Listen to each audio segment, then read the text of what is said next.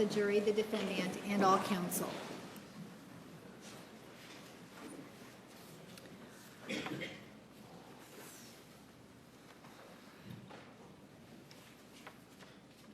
Can we see other examples of when you called men that you did not have romantic interests in hottie biscotti? Are there text messages, emails, or instant messages?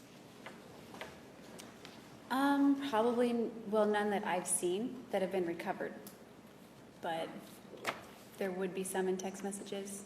I texted Daryl a lot. I texted my little brother a lot. Shown, not what she's telling me. Approach, please.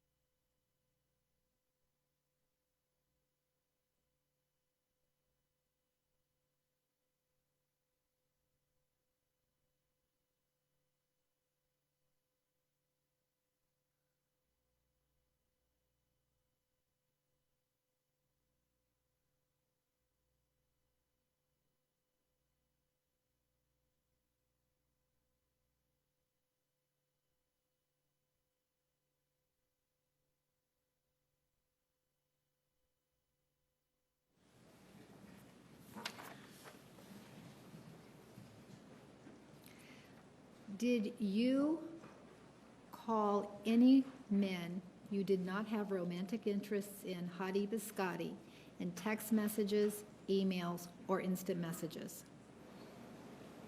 Yes. Text messages, not the other In two. text messages. Yes.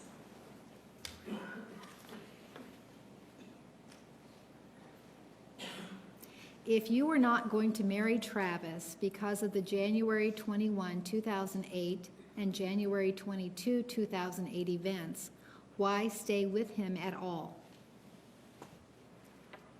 It was difficult to stay away from him. It was difficult to break away from him. And when he would invite me over, it was very hard to say no. He was persuasive, and he still had an effect on me that when I came over, when he was in a good mood, it made me feel good. And I enjoyed being with him during those times. And that's something I was familiar with. Do you feel the guys in your life cheated on you because you were controlling? I feel it was just the opposite. I feel that they cheated on me because I was too tolerant. I was very trusting, implicitly trusting, and very naive. And I gave them the freedom to be and do what they wanted when they wanted, and I think they took advantage of that. Were you mad at Travis while you were stabbing him? I don't recall fear being a prominent, I don't recall anger being a prominent. I'm going to check. She previously indicated that she didn't remember. She does remember. She should tell us. I remember emotions, Judge. All right, the question is, were you mad at Travis while you were stabbing him? I don't remember being angry that day. I remember being terrified. Objection, not responsive. No, she's So- stabbing him. I'm going to sustain the objection. I think you've answered the question. How is it that you remember so many of your sexual encounters, including your ex-boyfriends, but you do not remember stabbing Travis and dragging his body? Well, as far as what happened on June 4th, know how the mind works necessarily, but I know that that was the most traumatic experience of my life. And outside of those blanks and the ones that I've mentioned as far as that were alcohol related when I was a teenager, I don't have other blackouts that I can recall, just when memories get foggy, when I get stressful. I think actually that I have a very good memory. I can remember tons of things. But when I'm under a stressful situation, it's as if my mind, if you can imagine a computer that freezes, it's turned on, but it's not functioning, and you can hit the keys, but nothing's happening. Just like the sound waves are hitting my ears, but the brain is not computing. It's kind of like that. So I don't black out during those times, but my mind is not processing the English words that are being said to me, or he screamed at me, or whichever.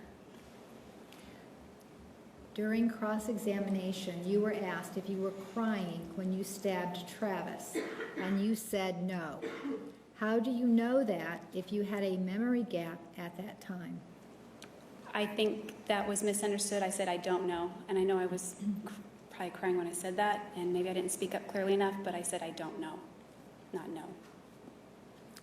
You stated you bought a gun to commit suicide, but never ended up doing it. What stopped you from doing so? I was going to wait until I left Wairika and got to the Salinas or Monterey area so that it didn't happen right in my family's own backyard, so to speak.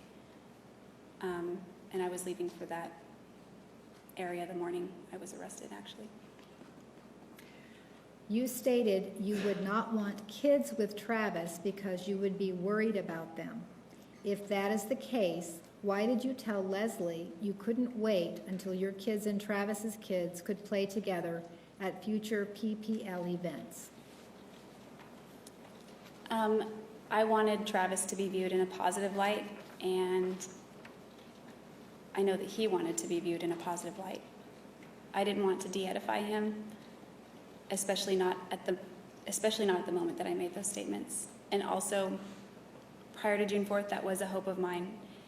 It wasn't that I couldn't wait, it's just that sometimes PPL events would be family-oriented, and I would hope that our families would be able to be cordial and kind. Not that we would be ultimately very close, but just that was a hope of mine, that we could someday be happy for each other in our respective marriages. And I didn't want to say anything bad about him. A lot of your answers to the questions you were asked made it seem like you put Travis's feelings and priorities before your own. If that were true, why didn't you call for help after you shot Travis?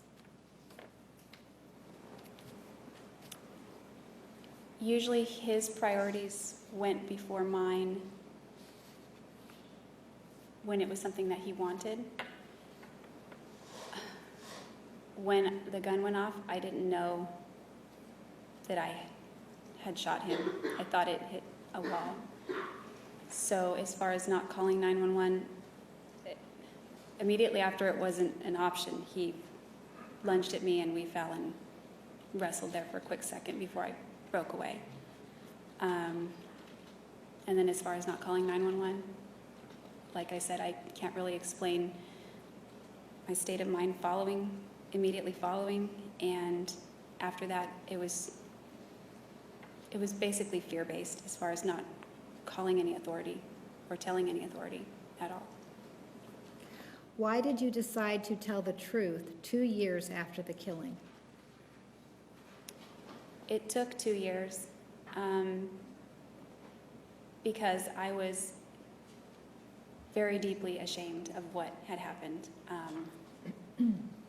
I used to consider people who were violent in any form to be somewhat unevolved. That's how I looked at it. And now I was that kind of person to a very extreme degree. And I was horrified with myself and very ashamed. And it wasn't the kind of person that I was trying to portray to the world, as well as who I even believed I ever could be, inside or out. However, as time went on and I evolve and I mature and I gain more perspective as things get farther away, there were a lot of people that reached out to me and offered support because they believed in my stupid story. And I felt really bad for that because they were there for me and they wanted to offer moral support. And I felt fraudulent the farther along things got. At first it was like, yeah, okay, I'm going to be dead soon, so I won't have to answer that. And then it started off as a secret that I wanted to take to my grave with me, and then it became one that I didn't want to keep anymore. So it wasn't an overnight decision. It was a very gradual process, and I felt fraudulent. You start just feeling, I mean, obviously I did from the beginning, but it becomes a really yucky feeling inside. It doesn't feel good. What made you change your mind and tell everyone about Travis's secret, the child picture? Well, the first time I decided to was when I was talking to a psychologist from California, and we were exploring dynamics of our relationship. And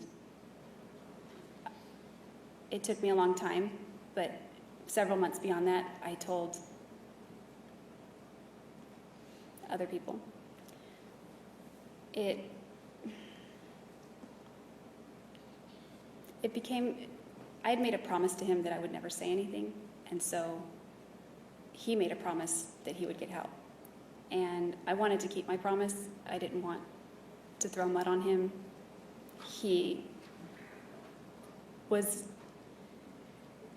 It's not like he was a threat, that anything was going to happen to any children at this point. Why even go there? Why tell anyone? But it was such a huge part of our relationship, and that everything thereafter changed. Everything. So when I realized that, in retrospect, I don't think he ever upheld his end of the bargain, I felt less obligated to keep that secret, and also it changed everything in our relationship. So leaving that element out, it's like a huge missing piece of the puzzle of how things ultimately evolved the way they did.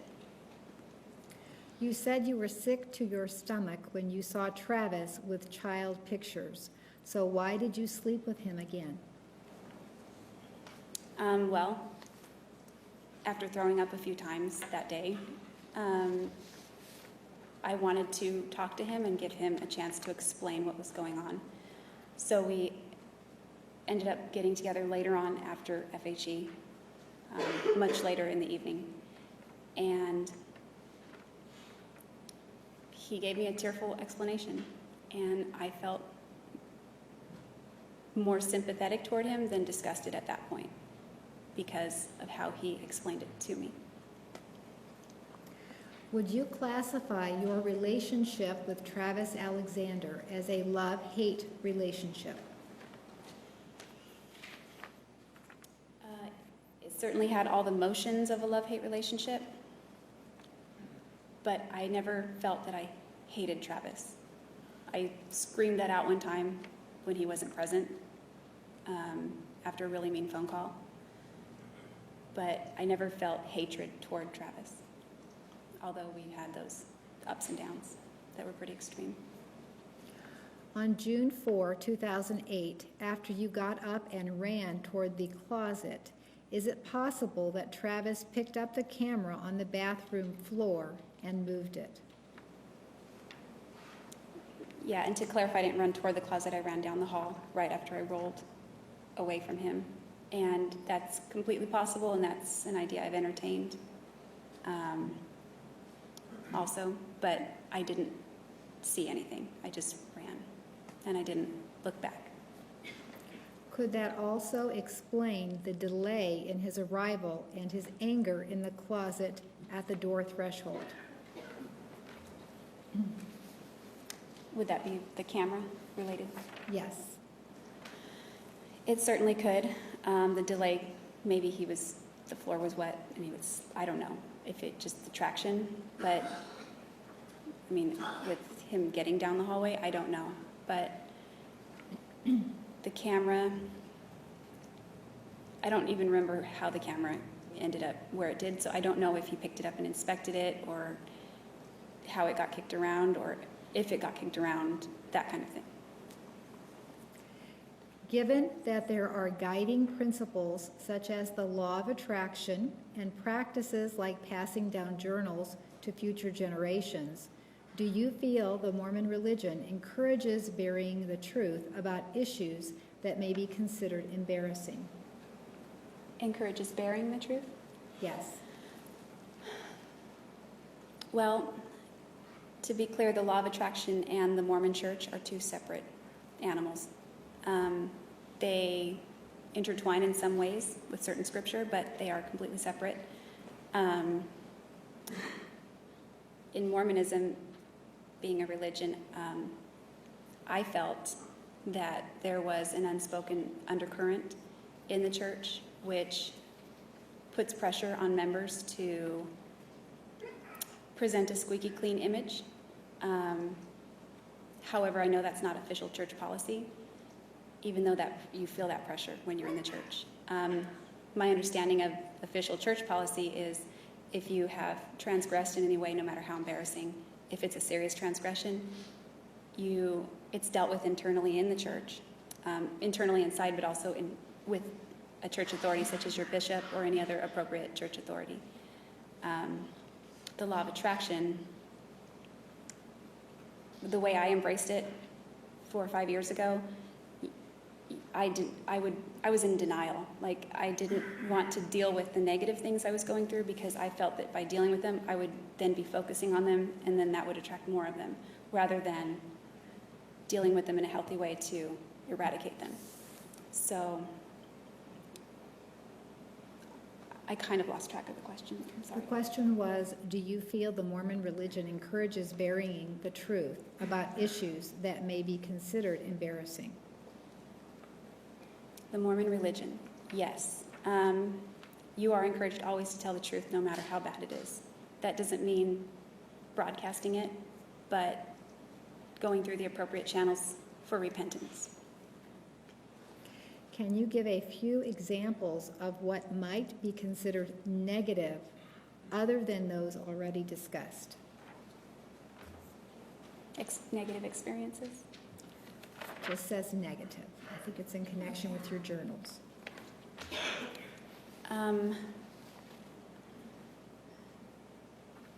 Well, I don't know that means specifically to me, but other than the violating the law of chastity or violence, that kind of thing, words that you speak. There's doctrine in the church which says that every word that flows from our mouth, we will be held accountable for those words one day. So that's an example of something negative. I know some Mormons that drink. That's an example of something negative. I know gay Mormons and homosexuality is prohibited in the church. That's something the church considers negative. It's not my philosophy. There are things to that effect. I mean, plenty of things that go on and on. So, I mean, I guess there would be an example as far as the homosexuality goes, because Travis wanted to have a threesome with another woman, and I'm not gay, but it was something I was contemplating going along with. So that obviously, in addition to the sexual sin, depending on what interaction I may or may not have had with that woman, could also be a violation of another law in that regard. How do you determine when you will tell the truth and when you will not tell the truth? What are the determining factors? Anything that related back to my involvement in Travis's death or de-edifying him in any way, I covered up. I attempted to cover up. So the lies that I told after all of this happened were directly related to those two main themes. When did you find Travis's gun? It would have been October, November, sometime in the fall. It was before Christmas, 2007. I know it was before Christmas. I don't remember the exact time in the fall. Was it kept loaded in the closet? He told me it was not loaded. Objection, Pearson. That's out. Okay. You told me it wasn't. Overruled. He assured me it wasn't loaded because Objection, no, the hearsay. Oh, I'm Sustained. sorry. Sustained. Oh, okay.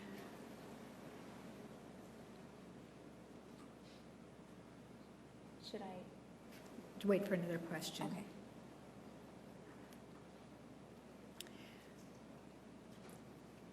Today, March 5, 2013, you stated before lunch that you think you fill the car up first.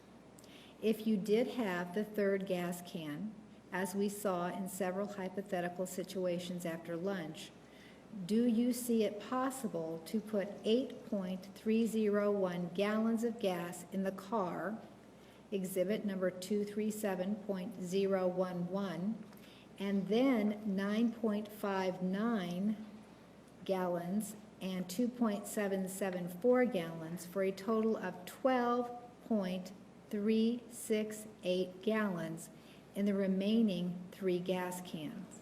Exhibits 237.011, 237.012, and 237.013. Okay, that was a lot of elements to that question. So first, I didn't have 3 gas cans. Objection, no response. She was asking if it was possible, assuming she had 3 gas cans.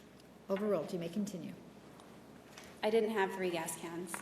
I believe we were discussing a hypothetical if I had 3 gas cans. No, it wouldn't make sense to put only 2 gallons and change into 1 gas can while filling up the others. And as far as whether I think I filled up the car first or not, I honestly don't know what came first. I do remember having a fear of filling the gas can, overfilling them, because I didn't want overflow because it's a highly flammable substance. So I remember that, so I can't say that I filled them all the way to their maximum capacity or not. But I wouldn't have only put 2 gallons in one if I'd filled up 2 more. I only had 2 anyway. So there were never 3 on that trip when I pulled out of Salinas. You initially testified that sex was a way for Travis to relieve stress, and later testified it was a way for him to relieve anger, which is correct. Both are correct. Anger was stressful, and he had the term de-stress, and sex was a way to de-stress. And it seemed like after he climaxed that he felt a lot more calm. How do you know that? Based on his demeanor and conversations we've had regarding that and requests that he's made specifically to that, of that nature, and the term de-stress. Would a screwdriver be required to take off the license plates? I heard, Objection, Pearson. Sustained. okay, Would a screwdriver be required to take off the license plates? I believe so, because Ryan had to borrow a screwdriver from, Sustained. Did you find it strange that only your license plate was messed with in that parking lot?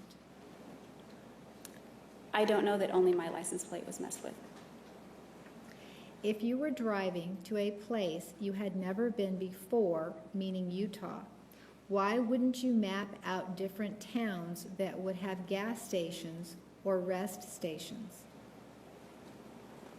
I did go to MapQuest to determine the number of hours it might take, and I printed out MapQuest directions, and I also printed out MapQuest directions from San Diego to West Jordan, as well as Pasadena or Los Angeles, whichever area, to West Jordan. I wouldn't know what website to even visit. I guess I could have gone to Google and just typed in where are the gas stations on I-5 to bring all that up. I'm not aware of a website that specifically shows those things. It's for that purpose. I only knew of MapQuest, and I printed directions that way because I had relied on my GPS all these years, but I wasn't going to be taking that car with the GPS, which usually just guided me and could tell me where the gas stations were. Did you ever see a doctor for your memory issues? I don't believe that I have memory issues that are really persistent. I just have trouble processing things under stressful circumstances. And June 4th is kind of in a class of its own. Outside of those things, I feel like I have a really good memory, and I never thought to seek medical help or any kind of professional help for that. If you were scared of Travis's anger and violence, why would you go upstairs when he was banging his head, knowing he was already mad? Well, Travis had never, when I didn't know he was banging his head, I just didn't know what this steady noise was. It was kind of just a pounding, not incredibly loud, but loud enough to hear from downstairs. And 2, he had never been violent with me prior to that, except, it wasn't violent. The only time he'd been physical was when he grabbed my wrist at the convention. So I didn't really fear physical harm from him at that point in time. Did Travis ever tell you he kept his gun loaded? He told me of one time that he considered loading it, but he assured me that it was not loaded. If you did not think the gun was loaded, why chance grabbing a gun that may not be loaded instead of just running outside? I grabbed the gun not because I intended to shoot him. I grabbed the gun because my thought is that if a gun is pointed, you stop. Whether it's loaded or not, I've always been taught you don't point guns at people, period, just as a safety precaution. So I can only imagine what I would do in that situation. If a gun were pointed at me, I would stop. And I was hoping that it would have that effect on him. You stated that when you walked out of Starbucks, you did not notice anything wrong with the back of the car. How is it that the back license plate ended upside down?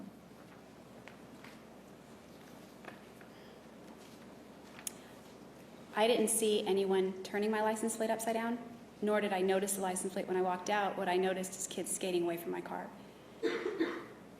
It's possible that it could have happened. Overruled. It's possible that it could have happened at any point during my trip. I could have even rented the car that way and never noticed. But I believe. Objection and speculation. Sustained.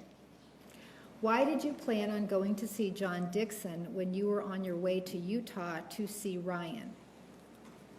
John Dixon was a friend. Although there was somewhat of an interest there, it was nothing that I ever let grow because he wasn't a church member, so it would be kind of a poor investment of my heart to get attached to somebody who was not a member of the church. What I was going down there for is he had a friend who either owned a gallery or ran a gallery where he hung some of the greats, such as Van Gogh and Monet. And when I told him I painted, he said, "We can make a space in this gallery for you. I can hang it right next to a Monet or Van Gogh." It sounded like a very exciting thing for me because one of my goals at that time was to get my paintings into galleries. How many men were you willing to be involved with at the same time? Well, it depends on the level of intimacy. As far as a boyfriend, I have one boyfriend at a time. An intimate partner, one at a time. In the church, you are encouraged to go and... Objection, non-responsive. She's answered one at a time. Completely. I'm sorry, I can't hear you, Counsel. Objection, non-responsive. She's already indicated one, and then she wants to talk about the church. It varies. She was explaining her answer and her beliefs about dating as the question called for. Overruled. You may continue. In the church, you're encouraged to date around and find somebody that you might be compatible with and not to get too serious with somebody that you don't think you would be very compatible with. So Mormons are encouraged to go on group dates and not spend too much time together with only one person unless you are certain that you're going to start getting serious with that person. Did you ever seek medical help for your mental condition? I'm not sure what mental condition that refers to. But Have you ever taken medication for your memory issue? no. Did you ever tell anyone about your condition prior to the killing? I don't really think I had much of a condition prior to the killing. I have ADD, I think, because I space out, but I don't. She was after she told somebody about it, not what. Sustained. Okay. You told us that you were not able to make out the license plate leaning against the curb in front of your car because you are nearsighted and did not get glasses until 2010. What is your prescription in each eye? My understanding is that my prescription is negative 2.5 and negative 2.25. Is there anyone who saw you shaking during a fight with Travis? Dan saw me visibly upset after, but I don't think anybody saw us fighting during, at least to the level of fights where it would cause me to shake. Do any of your journal entries or any other items discuss you shaking or blacking out or getting scrambled? Possibly allusions to getting scrambled, but I had not blacked out. Except, like I said, those 2 times when they were alcohol induced. One time I did induce blacking out with some friends. That was earlier than that, and that was a one-time incident. But I didn't journal blacking out because there were no incidents during those times that I was journaling. And shaking, I shook when I wrote, but I didn't write that I was shaking. So probably only when I got scrambled. There were times when I would write things. You claim to have memory lapses or gaps during times of stress, such as when you are being yelled at or grilled. How is it that you have such vivid and specific memories of violence and yelling by Travis such a long time ago, if this is the case? With the violence, it's not that I have to process the English language. It's more, I feel those things. I know he broke my finger because it's still broken, or it's healed, but it's crooked. I know he choked me out because I woke up from being unconscious. As far as him yelling, I know he's yelling because there's a loud volume and it has an effect on me. I don't know all the things he said. For example, the night he said disparaging things about my grandfather and my brother. Those stand out, but that's all I can remember of a 3-hour session of him screaming at me before I was able to leave. So many things were said, mean things, and I didn't process them all. Some I wrote down, and that's when he made me tear them out. So I didn't write them after that. All right, ladies and gentlemen, we are going to take the evening recess. Please be back in the designated area at 10:15. Please remember the admonition. You are excused. Have a nice evening.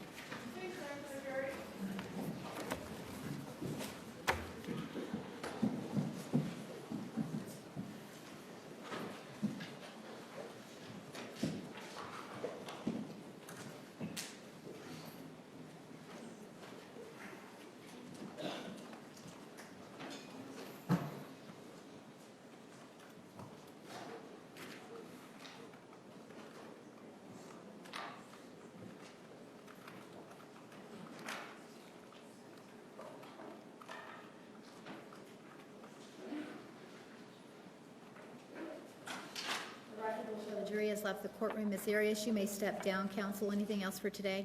No, thank you. Nothing, thank you. Have a nice evening.